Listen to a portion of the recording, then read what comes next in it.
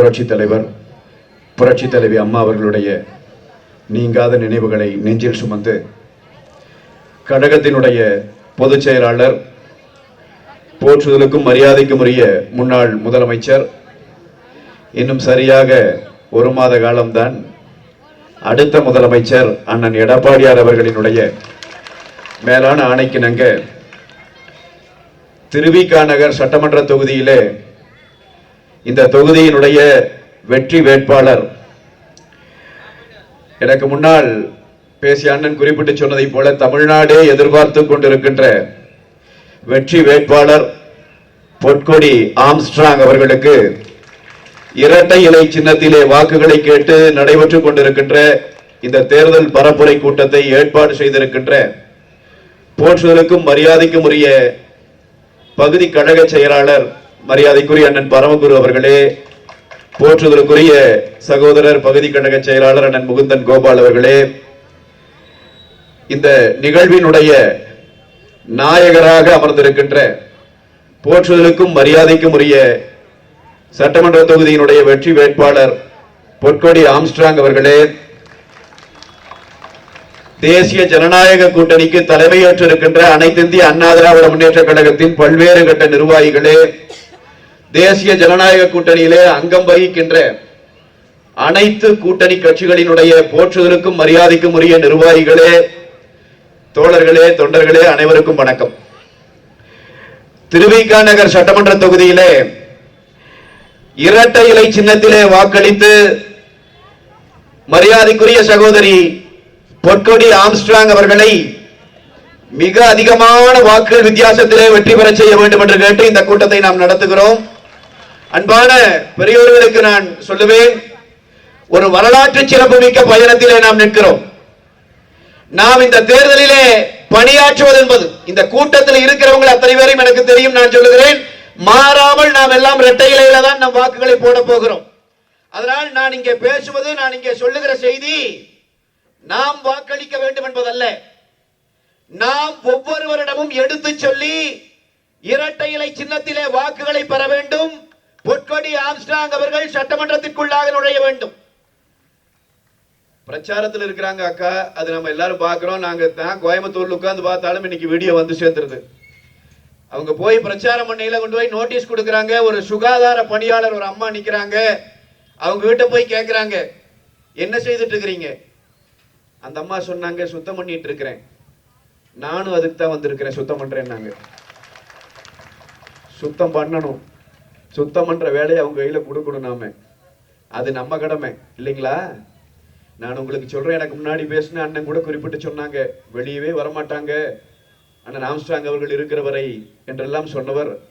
சில பேரையெல்லாம் குறிப்பிட்டு சொன்னாங்க, மரியாதைக்குரிய அண்ணன் ஆம்ஸ்ட்ராங் அவர்களினுடைய அந்த படுகொலையிலே தொடர்புடையவர்கள் என்று சில பேரெல்லாம், அவர்கள் பெயரெல்லாம் அடிபடுகிறது என்றார்கள். எங்களுக்கு பிரச்சனை இல்லை, நேரடியாகவே சொல்லுவோம். கொலைகாரன் பெயரை சொல்லுவதிலே என்ன நமக்கு பெரிய வருத்தம் இருந்து விட போகிறது? ஸ்டாலின் அவர்களே, இந்த பகுதியிலே இருந்து தமிழ்நாடு முழுவதையும் அபகரித்து அழித்துக் கொண்டிருக்கிற சேகர் பாபு அவர்களே, பெருந்தொகை பெற்ற காரணத்திலேயே தலைவனாக நடந்து கொண்டிருக்கிற செல்வ பெருந்தகை அவர்களே, எழுதி வைத்துக் கொள்ளுங்கள். மே 4ஆம் தேதி வரவிருக்கிற தீர்ப்பில் உங்களில் ஒருவன் கூட சட்டமன்றத்தின் வாசலை மிதிக்க போவதில்லை. தப்பி தவறி எவனாவது ஒருவன் உள்ளே வந்து அமர்ந்து விட்டால் இந்த இடத்திலே நின்று நான் சத்தியம் செய்து சொல்லிவிட்டு போகிறேன், யார் வந்து உள்ளே உட்காருகிறீர்களோ அவர்களுக்கு நேர் எதிராக கால் மேல் கால் போட்டு ஆம்ஸ்ட்ராங் அவர்களினுடைய ஒற்றை குரலாக பொற்கொடி ஆம்ஸ்ட்ராங் அவர்கள் அமருவார். இரட்டை இலை அமர வைக்கும் அண்ணன் எடப்பாடியார் அமர வைப்பார். இது சத்தியம்டா, இது சவால் விட்டுட்டு போறேன் நான். நீ எல்லாம் வந்து எவ்வளவு அயோக்கியத்தனமான ஆளுங்க. ஒரு ரவுடி இந்த நாட்டில் அமைச்சர். நான் கேட்கிறேன், ஆம்ஸ்ட்ராங் அவர்கள், அவர் ஒரு கட்சியினுடைய தலைவராக இருந்தவர், ஒரு தேசிய கட்சியினுடைய மாநில தலைவர். அவர் வீட்டின் முன்னால் வைத்து சிதைத்தழிக்கப்பட்டார். ஸ்டாலின், வழக்க சிபிஐ விசாரிக்கணும்னு உயர் நீதிமன்றம் சொல்லுச்சுல்ல, நீ ஏன் போய் தடுத்த? இதை நான் இங்க இருக்கிற மக்கள்கிட்ட மட்டும் வைக்கல, இந்த பேச்சை கேட்கிறாங்க தமிழ்நாடு முழுவதும் செய்கிற பிரச்சாரத்திலே கேட்கிறேன், ஏன் இந்த அரசாங்கம் தடுத்துச்சு? தடுத்தான் தெரியுங்களா? கொலகாரன் கூட கூட்டணி வச்சிருக்கிறவன் நாட்டுல முதலமைச்சரா இருந்த அண்ணா அப்புறம் தடுக்காம என்ன செய்வான்? அதனால் தடுத்தான். நீங்க நல்ல எனக்கு முன்னாடி பேசிய எல்லாரும் சொன்னார்கள், அண்ணன் ஆம்ஸ்ட்ராங் அவர்களினுடைய அந்த படுகொலைக்கு நியாயம் பெறுவதற்காக பொற்கொடி ஆம்ஸ்ட்ராங் அவர்கள் உள்ளே போகும். நான் இல்லை, நான் அப்படி நினைக்கவில்லை. அது ஒரு படுகொலைக்கான தீர்வல்ல. நான் அவர்களுக்கு சொல்லுகிறேன், இதே மாதிரி சிபிஐ விசாரணை வேண்டாம் யாரை கேட்டான் தெரியுங்களா இந்த அரசு? அண்ணன் ஆம்ஸ்ட்ராங்குக்காக மட்டும் நாம் போராடவில்லை. நான் உங்களுக்கு சொல்லுகிறேன், 10 வயசு குழந்தைய அண்ணா நகர்ல பாலியல் வன்புணர்வு பண்ண ஒரு நாய், 10 வயசு குழந்தை, அந்த குழந்தையை கொண்டு போய் மருத்துவமனையில் அனுமதித்தார்கள். மருத்துவர்கள் நடுங்கி போனார்கள். என்னையா இப்படியா இருக்கு? ஒரு 10 வயசு குழந்தை எவன்டா இப்படி பண்ணுது? தயவு செய்து போய் போலீஸ் ஸ்டேஷன்ல கம்ப்ளைண்ட் கொடுங்கன்னு டாக்டருக்கு சொல்லி அந்த குழந்தையினுடைய தாயும் தகப்பனும் அண்ணா நகர்ல இருக்கிற காவல் நிலையத்துல போய் புகார் கொடுக்க போனா, அங்க இருக்கிற போலீஸ் அதிகாரி, இந்த ஸ்டாலின் கவர்மெண்ட்ல போலீஸ் அதிகாரி அந்த தாயின் தகப்பனை அடிச்சான். கம்ப்ளைண்ட் கொடுக்க போனவங்களை அடிச்சு வெளியேறலனா, இதை கேள்விப்பட்ட பிறகு உயர் நீதிமன்றம் இந்த போலீஸ் அதிகாரிகள் விசாரித்தால் இவர் உண்மை வெளிவராது, நீதி கிடைக்காதுன்னு சொல்லி 10 வயசு குழந்தைய சீரழிச்ச அந்த வழக்குல சிபிஐ விசாரிக்க வேண்டும் என்று உத்தரவு போட்டது.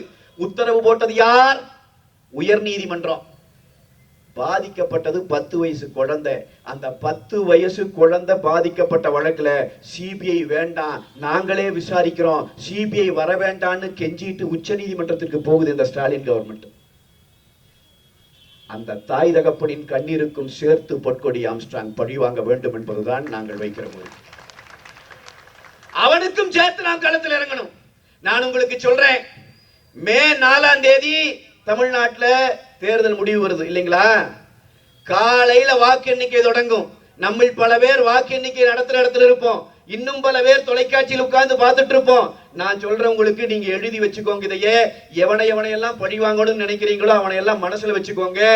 அன்றைய நாளில் தீர்ப்பு வருகிற போது பொற்கொடி ஆம்ஸ்ட்ராங் அவர்கள் 1000 வாக்கு முன்னிலை, 2000 வாக்கு முன்னிலை, 4000 முன்னிலை என்று வந்து 25,000 முன்னிலை, 50,000 முன்னிலை என்று செய்தி வந்தால் அன்றைக்கு மாலையிலே வருகிற பத்திரிகை மாரடைப்பு வந்து செத்து போனவனின் பட்டியலோடு வெளியே வரும்.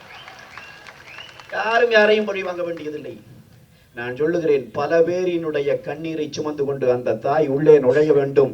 அதற்கு நாம் வழிவகுக்க வேண்டும். இரட்டை இலையிலே கொடுக்கிற வாக்குகள் அத்தனையும் இந்த அதர்மத்திற்கு எதிரான தர்மத்தின் வெற்றியாக பார்க்கப்படும். அன்பான பெரியவர்கள், நீங்கள் மறந்துவிடக் கூடாது. எல்லாரிடமும் எடுத்து சொல்லணும்.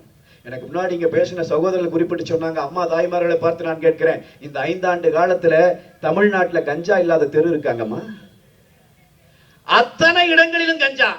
கல்லூரிக்கு நம்முடைய பிள்ளைகளை அனுப்புகிறோம், கல்லூரி வாயிலே நின்று கஞ்சாவை கைகளிலே திணிக்கிறான். திணிப்பவனே இவன் தான். ஒரு கஞ்சா விற்கிறவனை கூட கைது செய்ய முடியல ஸ்டாலின் அரசாங்கத்தினால. ஏன்? என்ன விற்கிறதே வந்தான். காவல்துறை அதிகாரிகளுக்கு தெரியாதா? ஒண்ணு வேண்டாம், கள்ளச்சாராயம் காட்சி 120 பேர்த்த கொண்டு போட்டான். ஞாபகம் இருக்கா உங்களுக்கு? கள்ளக்குறிச்சியில 120 பேர்த்த கொண்டு போட்டான். கொண்டவன் பேர் என்னங்க? கண்ணுக்குட்டி. அவன் பேர் என்ன? 120 பேரை கொன்ற அந்த பன்னிக்குட்டிக்கு பெயர் கண்ணுக்குட்டி. அவன் யார் தெரியுமா? திமுக காரன். திமுகவுக்கு வேலை செஞ்சவன். இதே திமுகவினுடைய சட்டமன்ற உறுப்பினராக அங்க கள்ளக்குறிச்சியில் இருக்கிற வசந்தம் கார்த்திகேயனுக்கு கைகூலி பார்க்கிற நாய். அன்னைக்கு அந்த 120 பேர் செத்து விழுந்த அன்னைக்கு தாயையும் தகப்பனையும் இழந்துட்டு கண்ணீர் விட்டுச்சு பாருங்க அந்த குழந்தைங்க. அந்த கண்ணீருக்கும் சேர்த்து பழி வாங்கணும். பொற்கொடி ஆம்ஸ்ட்ராங் உள்ள போனாங்கன்னா அதுக்கு வாக்களிக்கணும். உங்களுக்கு அதுக்கு வாக்களிக்கணும். இவன் இந்த 5 ஆண்டு காலத்துல தமிழ்நாட்டை நரவேட்டையாடி இருக்கிறான். 2.5 வயசு குழந்தை, 2.5 வயசு குழந்தை. அந்த குழந்தையை பார்த்தா, ஏய் நல்ல ஆம்பளை ஒருத்தர் இருந்தான்னா அந்த குழந்தையை பார்த்தா என்னடா தோணும்? ஏண்டா 2.5 வயசு குழந்தையை பார்த்தா எடுத்து வச்சு கொஞ்சம் தோணுமா? அந்த குழந்தை 2.5 வயசு குழந்தைய பாலியல் வன்புணர்வு பண்ணி கொன்னான் கிருஷ்ணகிரியில. 4 மாசம் அவனை பிடிக்க முடியல. 4 மாசம் கழிச்சு அந்த நாயை கைது பண்ணி பார்த்தா அவன் யார்? திமுகவோட பொறுப்பாளர். ஏண்டா 4 மாசம் பிடிக்க முடியலன்னு பார்த்தா அந்த 2.5 வயசு குழந்தைய பாலியல் வன்புணர்வு பண்ணி கொலை பண்ணி இருக்கிறான். அதனுடைய போஸ்ட்மார்ட்டம் ரிப்போர்ட்டை மாத்தி இருக்குது போலீஸ். அந்த தாயின் தகப்பனு யாருகிட்ட சொல்றதுன்னு தெரியாம கைய பசஞ்சிட்டு அழுதான் பார். அவன் கண்ணீருக்கு பதில் சொல்லணும். பொற்கொடி ஆம்ஸ்ட்ராங் சட்டமன்றத்துக்குள்ள போகணும். இது நாம நினைச்சிட்டு இருக்கிற மாதிரி அல்ல. இது ஒரு நம்முடைய அண்ணன் ஒருவர் ஆம்ஸ்ட்ராங் என்கிற நம்முடைய அண்ணன் ஒருவரை மட்டும் இவன் கொலை செய்தான் நினைக்காதீங்க. இவன் தமிழ்நாட்டையே கூறு போட்டு இருக்கிறான். தமிழ்நாடு முழுவதும் இன்றைக்கு இந்த நிலை நடக்கிறது. இதெல்லாம் நடக்கிற போது இன்றைக்கு தேர்தல் பிரச்சாரத்திலே வருகிற ஸ்டாலின் ஏதாவது ஒன்றுக்கு பதில் சொல்லுகிறாரா? இத்தனை குற்றங்கள் தொடர்ச்சியாக நடந்தது. பீகார்ல இருந்து பொழைக்க வந்த குடும்பம், ஒரு கணவனும் மனைவியும் 2 வயசு குழந்தையோட வர்றான். தமிழ்நாட்டில் வந்தா பொழைச்சிக்கலான்னு அந்த அம்மா வீட்டுல சமையலறையில் நின்று ஏதோ வேலை செஞ்சுட்டு இருக்கிற போது ஒரு 3 நாய்கள் உள்ள போய் அந்த அம்மாட்ட அத்துமீற பாக்குறான். ஏண்டா இப்படி பண்ணீங்கன்னு கேட்ட பாவத்துக்கு கணவனை வெட்டி கொன்று அந்த மனைவி அவரையும் வெட்டி கொன்று 2 வயது குழந்தையை காலை பிடித்து தரையிலே அடித்து கொலை செய்து 3 உடம்பை கொண்டு போய் குப்பை தொட்டியில வீசிட்டு போயிட்டான். நான் கதை சொல்லல, 3 மாசத்துக்கு முன்னாடி தமிழ்நாட்டில் நடந்த செய்தியை சொல்றேன். அவனை பிடிச்சி விசாரிச்சா 3 பேரும் கஞ்சா போதை. 3 பேரும் கஞ்சா போதை.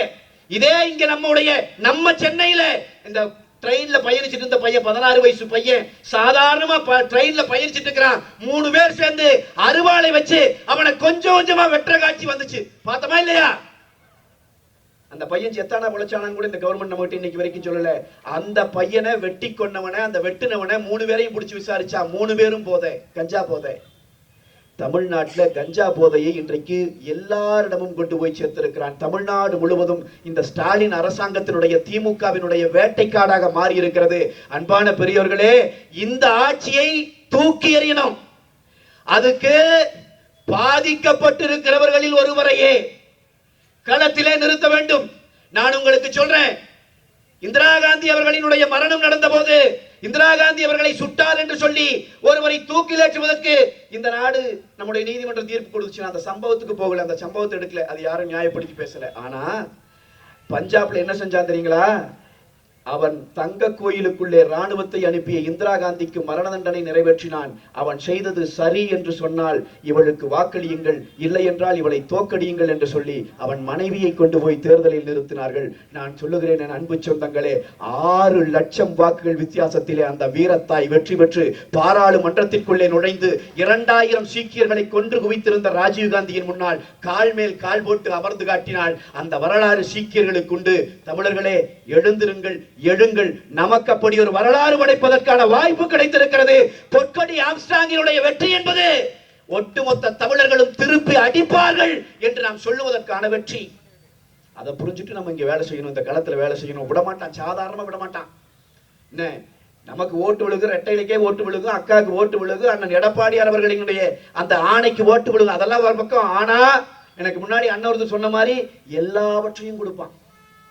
எங்க ஊர்ல எல்லாம் உள்ளாட்சி தேர்தலில் கோயம்புத்தூர்ல இங்க என்ன கொடுத்தான்னு தெரியல, கோயம்புத்தூர்ல கொலுசு கொடுத்தான். கொலுசு கொடுத்தே ஏமாத்தினான். எங்க ஊர் பொம்பளையிலும் பாவமா வாங்கிட்டு அந்த அக்கா அம்மா எல்லாம், சரி இந்த கொலுசு கொடுத்துட்டானே மகராசை, இவனுக்கு ஓட்டு போடாம என்ன பண்றதுன்னு அத்தனையும் திமுக ஓட்டு போட்டுச்சு. அந்த கொலுசோட தரம் என்ன தெரியுங்களா? அந்த கொலுசோட விலை, அதனுடைய ஒரு பெரிய டெக்னிக் இருக்குது அதுல.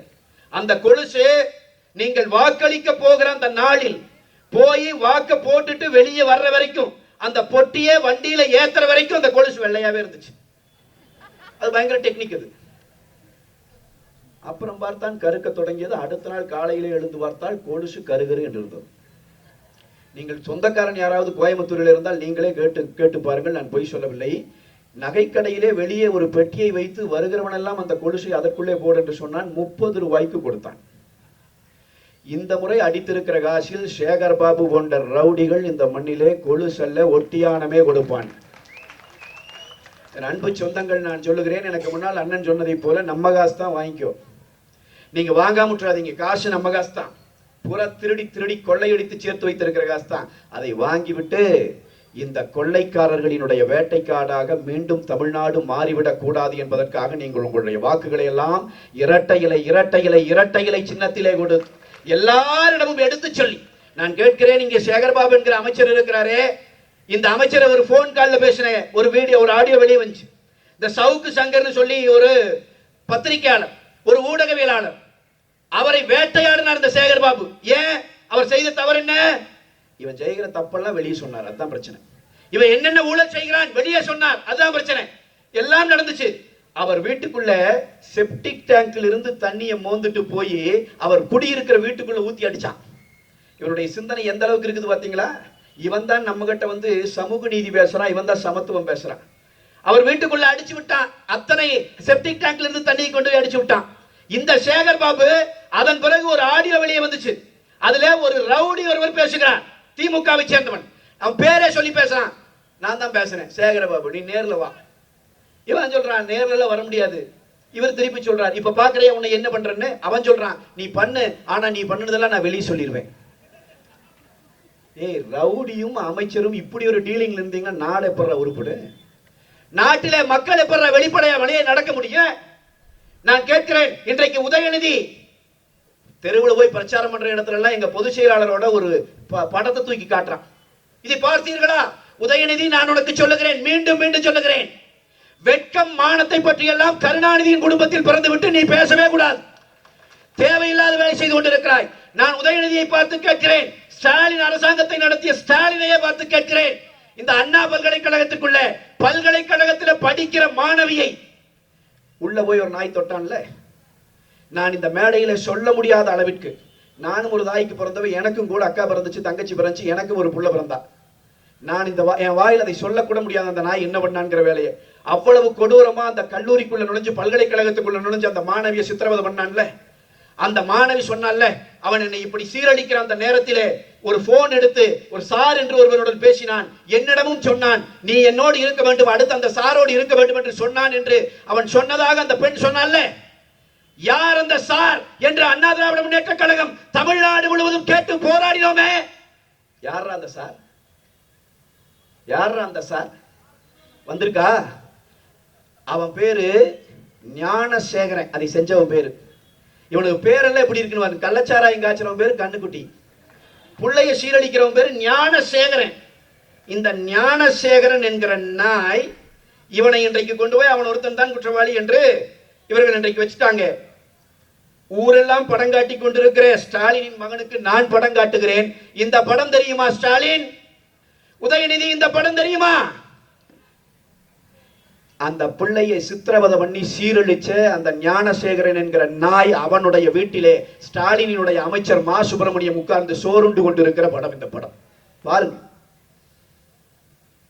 டேய், நீங்க தான் இன்னைக்கு வந்து நாங்க சட்டம் ஒழுங்கை பாதுகாத்தோம், நாங்க பெண்களுக்கு பாதுகாப்பு. நான் சொல்லண்டா, சட்டம் ஒழுங்கை கெடுத்ததே திமுக காரன் தாண்டா, கெடுத்ததே திமுக அமைச்சர்கள் தாண்டா. சேகர் பாபு போன்றவர்கள், இந்த மா சுப்பிரமணியம் போன்றவர்கள் எல்லாம் நரவேட்டை ஆடிட்டு இருக்கிறான். இந்த படத்துக்கு பதில் சொல்லு உதயநிதி, சொல்லுவியா? ஒரு கொலகார என் பக்கத்துல நின்று வந்து போட்டோ எடுக்கலாம், அது நடக்கிற சாதாரணமா நடக்க முடியும், யார் பக்கத்துல வேணா எடுக்கலாம். எவ்வளவோ தலைவர்களுக்கு இருக்கிறாங்க, அவன் யாருன்னு தெரியாது, நாம படம் எடுத்துக்குவோம். ஆனா அவன் வீட்டுல போய் நீங்க உட்கார்ந்து சோறு திப்பீங்களா? ஒரு அமைச்சர் சாப்பிட்டு இருக்கானே. அப்ப இது மாதிரி பல்கலைக்கழகங்களுக்குள்ளே இருந்து இந்த பெண்களை எல்லாம் சூறையாடிய இந்த வேலை எத்தனை நாள் நடக்கிறது? எத்தனை ஆயிரம் குழந்தைகள் இதிலே பாதிக்கப்பட்டார்கள்? எத்தனை ஆயிரம் நாய்கள் இந்த வேலையை செய்தார்கள்? இந்த நாய்கள் எந்தெந்த திமுக காரனுக்கெல்லாம் இந்த வேலையை பார்த்தான்? இன்றைக்கு நாம் பதிலை கேட்கிறோம். அவன் பதில் சொல்ல போவதில்லை. அவனை இந்த மண்ணிலே இருந்து அப்புறப்படுத்தினால் ஒழி இந்த மண்ணுக்கு விடுதலை கிடையாது. திமுக காரனை இந்த மண்ணை விட்டு ஒழிச்சால் ஒழிய நம்முடைய அடுத்த தலைமுறை பிள்ளைகள் இந்த மண்ணில் நிம்மதியா வாழ முடியாது. இந்த பிள்ளைக்கு நடந்தது நாளைக்கு நம்ம வீட்டுல இருக்கிற பிள்ளைக்கு நடக்காதா? எத்தனை நேரம் ஆயிரும்? இன்னைக்கே நம்ம பிள்ளைங்க நம்பிக்கையா ரோட்ல நடக்க முடியுதா? அம்மா தாய்மாருக்கு சொல்லுங்க. நேற்றைய தினம் ஒரு கருத்து கணிப்பு வெளியே வந்திருக்கு.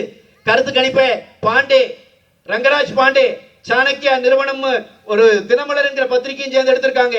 அதுல அவங்க ஒரு கேள்வி கேட்டிருக்காங்க, தமிழ்நாட்டில் சட்டம் ஒழுங்கு நன்றாக இருக்கிறதா? மொத்தமா 10% பேர் தான் நல்லா இருக்குன்னு இருக்கிறான். அவன் பூரா திமுக நால பயனடைகிறவன். அப்ப சட்டம் ஒழுங்கு நிலைமை இவ்வளவு கேவலமா இருக்கு.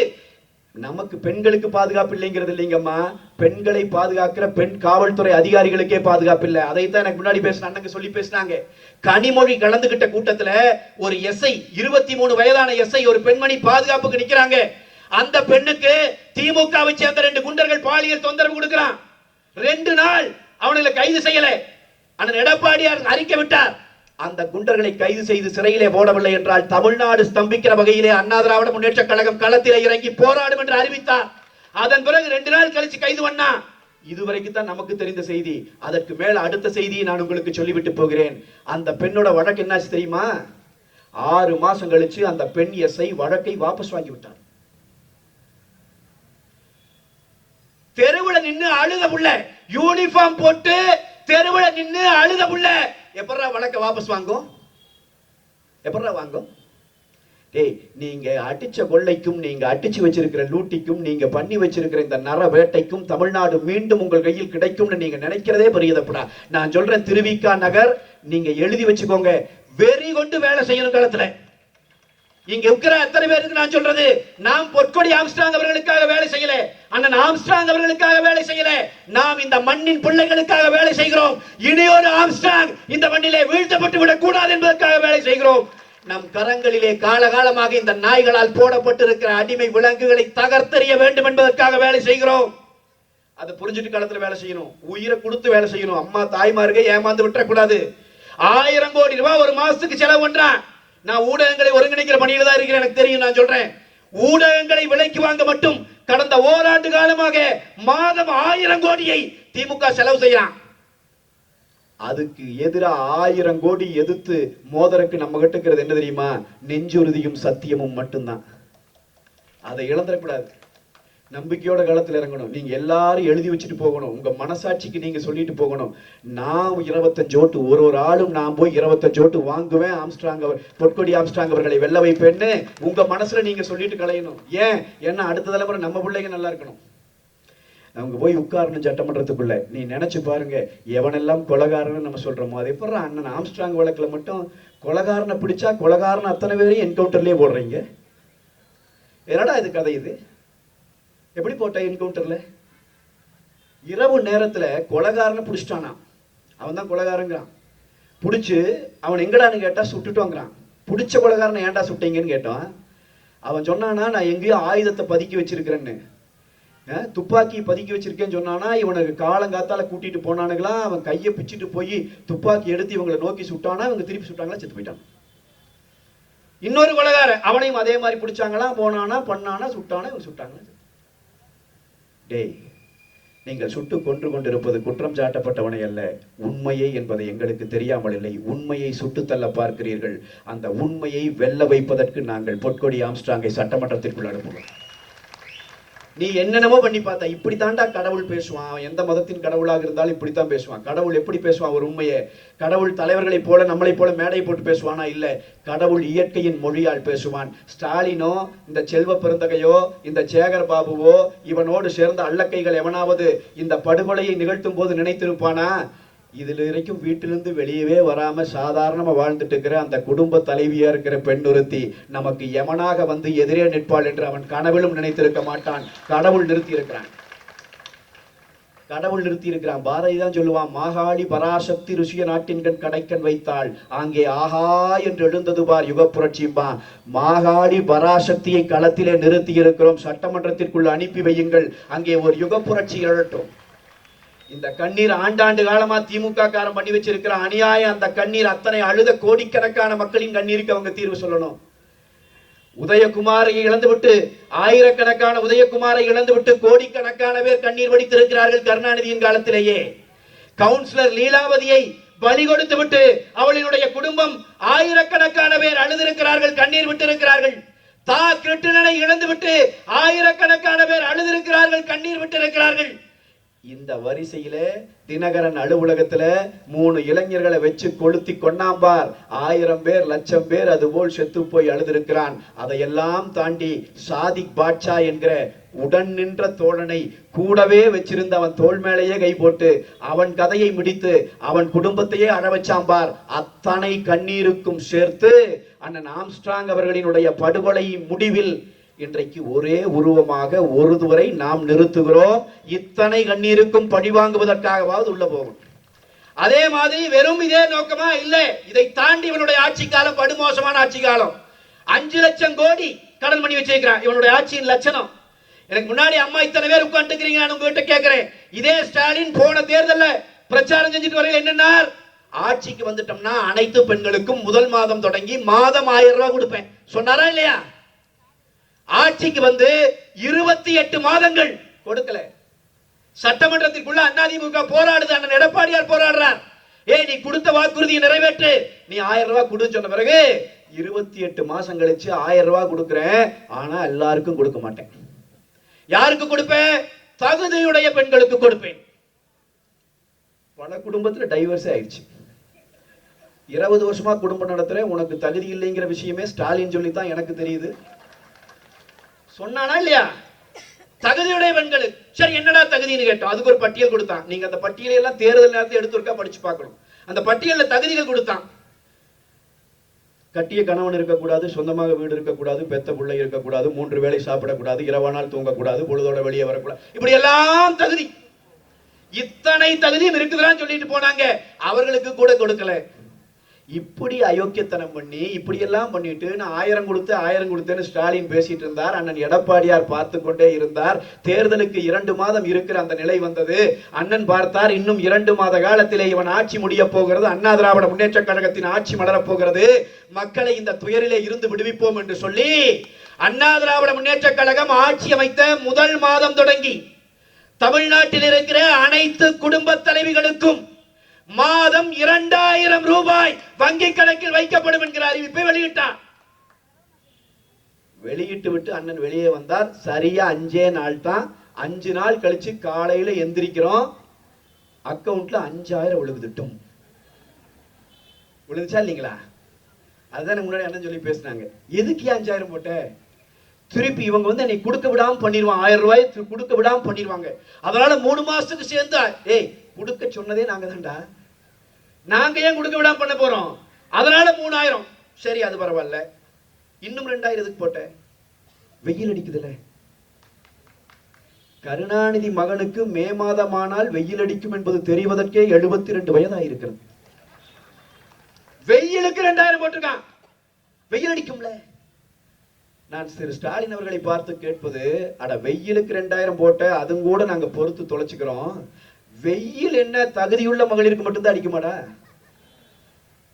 அட வெயில் எல்லாருக்கும் தான் அடிக்கு. ஆனால் போட்டான். இது எவ்வளவு ஒரு ஏமாத்து வேலைன்னு மட்டும் பாருங்க. இந்த ஸ்டாலின் 5000 ரூபாய் நம்முடைய அக்கவுண்ட்ல போடுறதுக்கு 1 வாரத்துக்கு முன்னாடி தான் சுகாதார பணியாளர்கள் போராடுகிறார்கள். ஸ்டாலின் அரசாங்கம் சொல்லுது காசு இல்ல.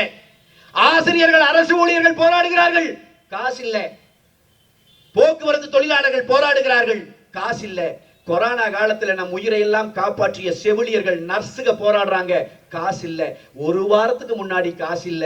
அண்ணன் எடப்பாடியார் அடிச்ச அடியில கொடுக்கிற தெய்வம் ஸ்டாலின் வீட்டு கூரையை பீத்து கொண்டு கொடுத்திருக்கிறது நமக்கு கொடுத்து விட்டான். ஏமாத்து வேலை. அம்பானு பெரியவங்களுக்கு நான் சொல்றேன், அதிமுக ஆட்சி இருந்துச்சு, புரட்சி தலைவி அம்மா அவர்களினுடைய ஆட்சி இருந்தது.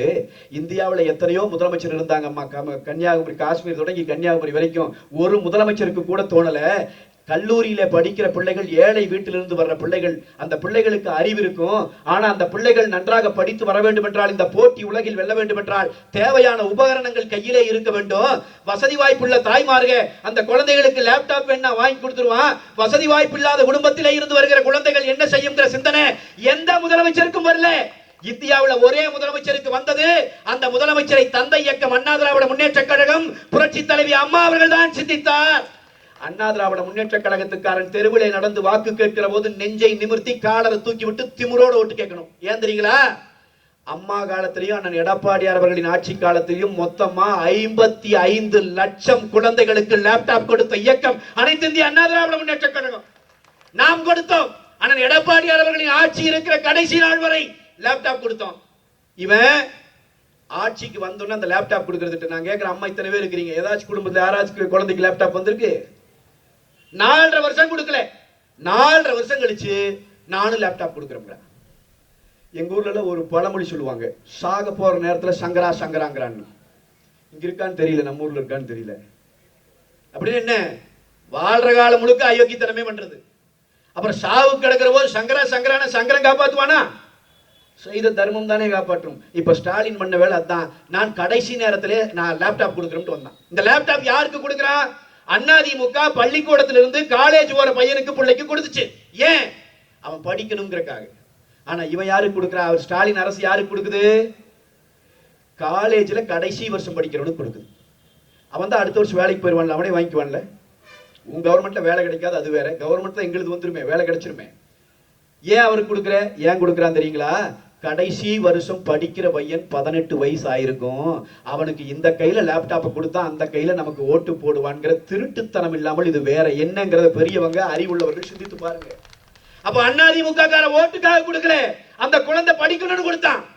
ஆனா திமுக கார அதையும் ஓட்டாக்கி பார்க்கிறவன். அங்க எப்படி அந்த குழந்தைகளுக்கு லஞ்சம் கொடுப்பதை போல அந்த லேப்டாப்பை கொடுத்தானோ அது போலத்தான் இப்ப நமக்கு 5000 கொடுத்திருக்கான். போன வருஷம் வெயில் அடிச்சது தெரியல, முன்னத்து வருஷம் வெயில் அடிச்சது தெரியல, அயோக்கியத்தனம் பண்றான். எல்லா விதமான கட்டணத்தையும் ஏத்தி இருக்கிறான். மின்சார கட்டணத்தை 3 மடங்கு ஏத்தி இருக்கான். உண்மையா இல்லையாங்கம்மா? சொத்து வரி ஏத்தி இருக்கிறான், வீட்டு வரி ஏறி, வீட்டு வாடகை ஏறிடுச்சு. குப்பையே எடுக்கிறது இல்ல, ஆனா குப்பைக்கு வரி போட்டிருக்கிறான். உண்மையா இல்லைங்களா? குப்பைக்கு வரி போட்டிருக்கிறான், கழிவுநீருக்கு வரி போட்டிருக்கிறான், காலியிட வரி அதிகரிச்சிருக்கிறான், கட்டுமான பொருட்களின் விலை அதிகப்படுத்தி இருக்கிறான், பால் விலையை அதிகப்படுத்தி இருக்கிறான், சகல பொருட்களினுடைய விலையையும் அதிகப்படுத்தி இருக்கிறான். நாம் வாழவே முடியாத நிலையை ஏற்படுத்தி இருக்கிறான். இந்த கவர்மெண்ட்டுக்கு மறுபடியும் இருக்கா ஓட்டு போடலாமா? எம்எல்ஏவா இருக்கிறவன் சரியில்லைன்னு நாம சொல்லிட்டு இருந்தோம். நாம சொன்னது புரிய போதாதுன்னு சொல்லி இப்ப அவனே சொல்றான். எம்எல்ஏ அவனை தூக்கிட்டு வேற ஒரு ஆளை போடுறான். ஏன்? இவனை போட்டா மறுபடியும் ஜெயிக்க முடியாது. நான் சொல்லுகிறேன், ஸ்டாலின் அவர்களே, பொற்கொடி ஆம்ஸ்ட்ராங் அவர்களை வேட்பாளராக நிறுத்தி இருக்கிறோம். ஸ்டாலினே வந்து நின்றாலும் வெல்ல முடியாது. திருவிக நகர் எங்களுடைய. நீ முடிஞ்சா குளத்தூர்ல வென்றுட்டு வா, பாத்துக்கலாம். பொய் பேசிட்டு இருக்கிறான் நம்ம கிட்ட. நம்ம தாய்மார்களுக்கு அண்ணன்களுக்கு எல்லாம் நான் சொல்லிட்டு போறேன், நம்முடைய உறுதியை குலைக்கிறதுக்காக இந்த சாயந்தரமான தொலைக்காட்சியில 4-5 பேர் ஏறி உட்கார்ந்துக்கிறது இல்லைங்களா? நானும் தான் போய் அவனு தலையெழுத்தது, வேற வழி இல்ல. பொய்யா பேசுறான். உள்ள போய் உட்கார்ந்தீங்கன்னா அதிமுகவுக்கு பெரிய வாய்ப்பு இல்லை சொல்றானா இல்லையாங்கண்ணா? அதிமுக அவ்வளவுதான், அது ஒண்ணும் நீ பெருசா எந்திரிக்க வாய்ப்பு இல்லை. அது பிஜேபி கூட சேர்ந்தாலும், அமமுக கூட சேர்ந்தாலும், பாட்டாளி மக்கள் கட்சி கூட சேர்ந்தாலும், புதிய பாரதம் சேர்ந்தாலும், யார் சேர்ந்தாலும் அது ஒண்ணு. நான் சொல்லுகிறேன், நானெல்லாம் 5 ஆண்டு காலமாக தெருவிலேயே தான் திரிகிறேன். எல்லாம் நாங்க மக்களோட தான் திரிகிறோம்.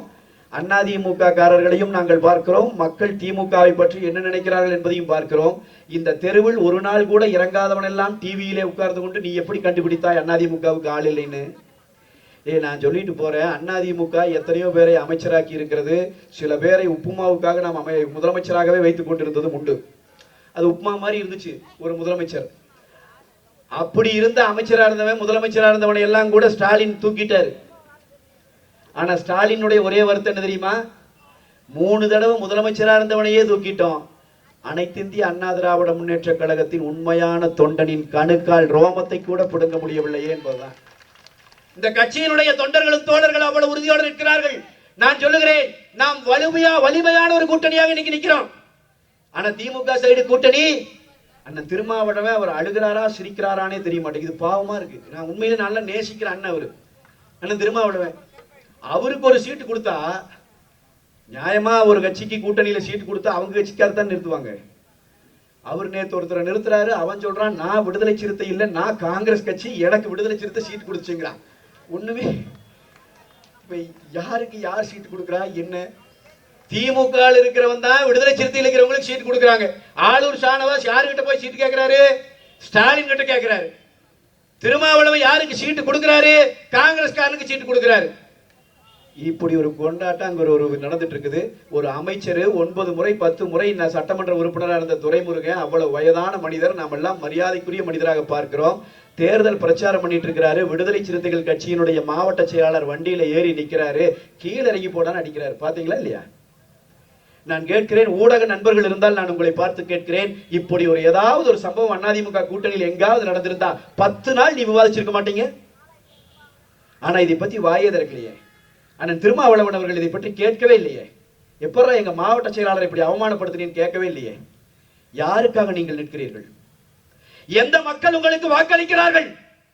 எந்த மக்கள் உங்களை தலைவராக ஏற்றிருக்கிறார்கள்? ஆயிரக்கணக்கான ஆண்டுகளாக பூட்டப்பட்டு கிடக்கிற அடிமை சங்கிலிகளை அறுத்தறிவோம் என்று உத்தரவாதம் கொடுத்து வந்தவர்களே, அருவருக்கத்தக்க அடிமை சங்கிலிகளை அவர்களே அணிவிக்கிறார்கள். அதை நீங்கள் வேடிக்கை பார்க்கிறீர்களே. இதைத்தான் நம்ம கேட்க வேண்டி இருக்கு. அந்த லட்சணத்தில் இருக்கு கூட்டணி. ஆனால் நான் உங்களுக்கு சொல்லுகிறேன், அண்ணா திராவிட முன்னேற்ற கழகத்தின் தலைமையிலே அமைந்திருக்கிற இன்றைய தேசிய முற்போக்கு, நம்முடைய தேசிய ஜனநாயக கூட்டணி வலிமையோடு நிற்கிறது. ஒரு முற்போக்கு சக்தியாக நிற்கிறது. அதிமுக, பாரதிய ஜனதா கட்சி, பாட்டாளி மக்கள் கட்சி, அமமுக, அப்படியே கட்சிகள் எடுத்தீங்கன்னா ஒவ்வொன்றும் தெளிவா நிக்குது. எந்த கலக்கும் எந்த பிரச்சனையும் இல்லை.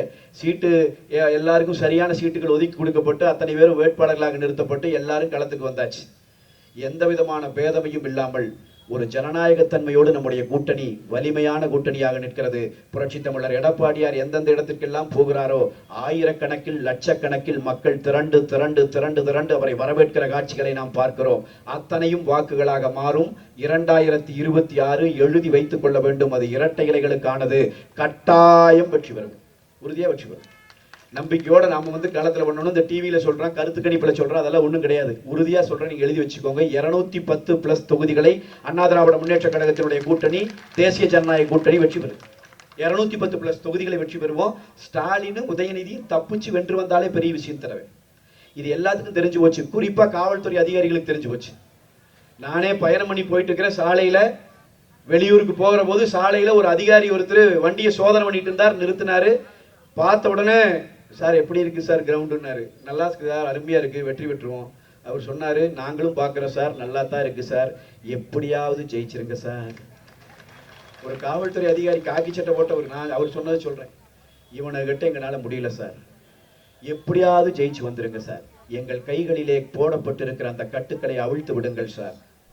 காவல்துறை சுதந்திரமாக இயங்க, உளவுத்துறை சுதந்திரமாக இயங்குவதற்காகவாவது எடப்பாடியார் மீண்டும் முதலமைச்சராக வேண்டும் சார்னு காவல்துறை அதிகாரி இன்றைக்கு நம்மை பார்த்து கேட்கிறார் என்றால் நாட்டினுடைய நிலை அந்த அளவுக்கு இருக்கிறது. என் அன்பு சொந்தங்களே, இறுதியாக நான் சொல்லி நிறைவு செய்ய விரும்புகிறேன். புரட்சி தமிழர் அண்ணன் எடப்பாடியார் அவர்களினுடைய ஆட்சி காலம் பொற்காலம். அந்த ஆட்சி காலத்துல தான் 2000 அம்மா மினி கிளினிக்குகளை கொண்டு வந்தோம்.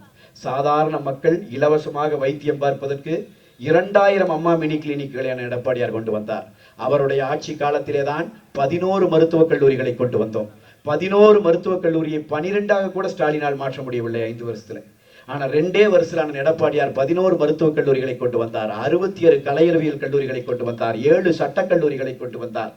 5 வேளாண் கல்லூரிகளை கொண்டு வந்தார். 4 கால்நடை வளர்ப்பு கல்லூரிகளை கொண்டு வந்தார். கல்வியில் தமிழ்நாடு தன்னிறைவடைவதற்கு அண்ணன் எடப்பாடியார் பாதை வகுத்தார். அண்ணன் எடப்பாடியாரின் ஆட்சி காலத்திலே தான் நம்ம வீட்டுக்குள்ள யமன் போல் இறக்கிவிடப்பட்டிருந்த ஆன்லைன் ரம்மிக்கு தடை விதித்தார். புரட்சி தலைவி அம்மா அவர்கள் லாட்டரிக்கு தடை விதித்து பல குடும்பங்களை காப்பாற்றியதை போல அண்ணன் எடப்பாடியார் தான் இந்த ஆன்லைன் ரம்மிக்கு தடை விதித்தார். அண்ணன் எடப்பாடியாரின் ஆட்சி காலம் தான் குடிமராமத்து பணிகள் எடுக்கப்பட்ட ஆட்சி காலம். தமிழ்நாட்டினுடைய நிலத்தடி நீர்மட்டம் உயர்த்தப்பட்ட ஆட்சி காலம். எவ்வளவோ குளங்களை, ஏரிகளை நாம் மீட்டெடுத்த ஆட்சி காலம் அண்ணன் எடப்பாடியார் அவர்களினுடைய ஆட்சி காலம். அந்த மனிதர் மீண்டும் ஆட்சிக்கு வர வேண்டும். அவர் முதலமைச்சராக வர வேண்டும். அவர் முதலமைச்சராக அமர்ந்திருக்கிற அந்த சட்டமன்றத்தில் நாம லைவ் எல்லாம் கட் பண்ண மாட்டோம். சட்டமன்றத்தை லைவா காட்டுவோம். அப்படி லைவா காட்டுகிற போது கட்டாயமாக அக்கா பொற்கொடி ஆம்ஸ்ட்ராங் அவர்களினுடைய முகம் பளிச்சுன்னு தெரியணும். நமக்கெல்லாம் ஒண்ணு இருக்கு. இன்னும் ஒரு 30-40 வயசு கழிச்சு நமக்கு குழந்தையோ நம்முடைய பேரம்பேத்தியோ வந்து இவ்வளவு அயோக்கியத்தனமான ஆட்சி நடத்தின ஸ்டாலினுடைய ஆட்சி எதிர்த்து நீ எல்லாம் என்ன செஞ்சேன்னு கேட்டான்னா நெஞ்ச நிமித்தி திமிரோட சொல்லலாம், அந்த களத்திலே நாங்களும் இருந்தோம். அந்த அநீதியை, அந்த அதர்மத்தை புதைப்பதற்கு நாங்களும் ஓடினோம். எங்கள் கரங்களும் அதற்காக வேலை பார்த்தது. நீ இன்றைக்கு இந்த மண்ணில் நன்றாக வாழ்ந்து கொண்டிருப்பதற்கு நானும் காரணம் என்று நாம் எல்லாம் நெஞ்சு நிமிர்த்தி சொல்ல முடியும். அதற்கு நீங்கள் செய்ய வேண்டிய வேலை, தெருவிலே இறங்குங்கள், மக்களிடம் போங்க, நாம செய்த சாதனைகளை சொல்லுங்க, ஏன் இரட்டை இலைக்கு வாக்களிக்க வேண்டும் என்பதை எடுத்து சொல்லுங்க. கட்டாயம் வாக்குகளை இரட்டை இலை சின்னத்தில் வாங்குங்க. புதுசா சில கட்சியை வந்திருக்கிறான், அவங்கள பத்தி நம்ம பேச விரும்பல. எங்காவது ஏமாந்து விட்டுறாதீங்க. ஆமா, வீட்டில் இருக்கிற இந்த 5வது 6வது படிக்கிற பையனெல்லாம் சேர்ந்து இப்போ ஒரு கட்சி வச்சுக்கிறான். அவன் வந்து திடீர்னு அவன் பயங்கரமான கட்சியா இருக்கு, இவனே பரவாயில்லையா. நீங்க சிரிக்கிறீங்கம்மா, நான் சத்தியம் சொல்றேன். அவனாசியில ஒரு வேட்பாளர் வேட்புமனு தாக்கல் பண்ண போயிருக்கிறான். அவர் வேட்புமனு தாக்கல் பண்ண உள்ள போய் அதிகாரி கிட்ட போன பிறகு எங்கேயா வேட்புமனுன்னா மறந்துட்டு வந்துட்டோம்ங்க. சத்தியம், நீங்க சரி சத்தியமா சொல்றேன். அவனாசியில வேட்புமனுவை வீட்டில் வச்சுட்டு வேட்புமனு தாக்கல் பண்ற கும்பலா போயிருக்கான்னா எப்படி? இவங்க கிட்ட தமிழ்நாட்டை கொடுத்து, அதனால அன்பான தம்பி தங்கைங்க யாராவது அப்படியெல்லாம் மாத்தி கீத்தி போடலாம் நினைப்பு இருந்துச்சுன்னா அந்த வேலையெல்லாம் செஞ்சிடாதீங்க. திமுகவை அப்புறப்படுத்துவது ஒன்றுதான் வழி. திமுகவை அப்புறப்படுத்துகிற சக்தி அனைத்து இந்திய அண்ணா திராவிட முன்னேற்ற கழகத்திற்கு மட்டுமே இருக்கிறது. நீங்கள் உங்கள் வாக்குகளை எல்லாம் இரட்டை இலை சின்னத்தில் தர வேண்டும். நமக்கு தெரிஞ்சவன் தெரியாதவன் நண்பர்கள் அத்தனை பேரிடமும் பேசி பேசி பேசி வாக்குகளை இரட்டை இலை சின்னத்திலும், கூட்டணி கட்சிகள் போட்டியிடுகிற பாரதிய ஜனதா கட்சி போட்டியிடுகிற தொகுதிகளிலே தாமரை சின்னத்திலும், அதே மாதிரி அமமுக போட்டியிடுகிற அந்த தொகுதிகளில் எல்லாம் குக்கர் சின்னத்திலும், அதே மாதிரி பாட்டாளி மக்கள் கட்சி போட்டியிடுகிற தொகுதிகளில் எல்லாம் மாம்பழம் சின்னத்திலும் நீங்கள் வாக்குகளை கொடுத்து பெருவாரியான வாக்கள் வித்தியாசத்தில் வெற்றி பெற செய்ய வேண்டும். இந்த தொகுதியை எழுதி வச்சுக்கோங்க. இதை விட ஒரு நல்ல வேட்பாளர்னா நீ ஏஐல கொடுத்து கம்ப்யூட்டர்ல கொடுத்து செஞ்சுட்டு வரணும். தி பெஸ்ட் வேட்பாளரை நிறுத்தியாச்சு. இனி நம்ம கடமை நாம் இறங்கி அடிக்கணும். 20,000 30,000 டிஃபரன்ஸ் எல்லாம் பேச்சே கிடையாது. 1 லட்சம் ஓட்டு வித்தியாசத்துல ஜெயிக்கணும். நாம 1 லட்சம் ஓட்டு வித்தியாசத்துல ஜெயிக்கணும். களத்துல இறங்குங்க, வெறி கொண்டு வேலை செய்யுங்க. கரவேட்டி கட்டி அதிமுக காரன் களத்துல இறங்கிட்டான்னா வான வேடிக்கைதான்ங்கிற வரலாற்றை மீண்டும் கொண்டு வரணும். இந்த கட்சி அழிஞ்சு போச்சு, அம்மாவோட முடிஞ்சு போச்சுன்னு சொன்னவனுக்கெல்லாம் செருப்படி கொடுக்கிற முடிவை கொண்டு வருவதற்கு அதிமுக காரன் களத்துக்கு வரணும். மே 4ஆம் தேதி தீர்ப்பு வருகிற அன்றைக்கு அண்ணன் எடப்பாடியார் அவர்கள் முதலமைச்சராக பொறுப்பேற்கிறார் என்கிற செய்தி வருகிற போது நம்மை பார்த்து ஏளனம் பேசியவனை எல்லாம் ஓட ஓட விரட்டுவதற்காகவாவது அதிமுக காரன் களத்தில் இறங்கி வேலை செய்யணும். அக்கா பொற்கொடி ஆம்ஸ்ட்ராங் அவர்களினுடைய வெற்றி ஜனநாயகத்தினுடைய வெற்றி. இது நீதிக்கும் அநீதிக்கும் இடையே நடக்கிற போர். இது தர்மத்திற்கும் அதர்மத்திற்கும் இடையே நடக்கிற போர். இது ஒடுக்கப்பட்டவனுக்கும் காலகாலமாக பொய்யே பேசி நம்மை ஒடுக்கியவனுக்கும் இடையே நடக்கிற போர். இதிலே நாம் வெற்றி பெற வேண்டும். எனக்கு முன்னால் பேசிய அண்ணன் சொன்னார், நாங்கள் ஜெய்பீம் என்றுதான் சொல்லி பழக்கம் என்று சொல்லி. அண்ணன் அவர்களுக்கு நானும் சொல்லுகிறேன், நாங்களும் சேர்த்து சொல்லுகிறோம், ஜெய்பீம். நாம் வெற்றி பெறுவோம், நாம் வெற்றி பெறுவோம். நாம் ஒடுக்கப்பட்ட அடக்கப்பட்ட இந்த மக்களா இந்த அரசாங்கத்தால் நசுக்கப்பட்டு இருக்கிற அந்த மக்களுக்காக நிற்கிறோம். அந்த மக்களினுடைய அந்த கண்ணீரும் அவர்கள் விட்ட பெருமூச்சும் நம்மோடு நிற்கும். லட்சிய உறுதி கொண்டு களத்தில் இறங்குங்கள் தோழர்களே. நாம் வெற்றி பெறாவிட்டால் வேறு யார் வெற்றி பெறுவார்? இரட்டைகளை வெல்ல வேண்டும். நம்முடைய அக்கா பொற்கொடி ஆம்ஸ்ட்ராங் அவர்கள் வெற்றி பெற வேண்டும். அதற்கு களம் காண்போம். வெற்றி விழாவுக்கு நானே வருவேன், கேட்டு வருவேன். நான் மரியாதைக்குரிய அண்ணன் பரமகுரு அவர்களிடம் இப்பவே சொல்லிட்டு போறேன், என்னை தான் கூப்பிடணும். வெற்றி விழாவுக்கு வருவேன். மகிழ்ந்து கொண்டாடுவோம். அது வெற்றி களிப்போடு கொண்டாடுவோம். வெறும் வெற்றி அல்ல, அது நமக்கு கொண்டாட்டம். அந்த கொண்டாட்டத்தை பெருமளவிலே கொண்டாடுவோம். அதற்கு உழைப்போம் என்று கேட்டு நிறைவு செய்கிறேன். நன்றி, வணக்கம்.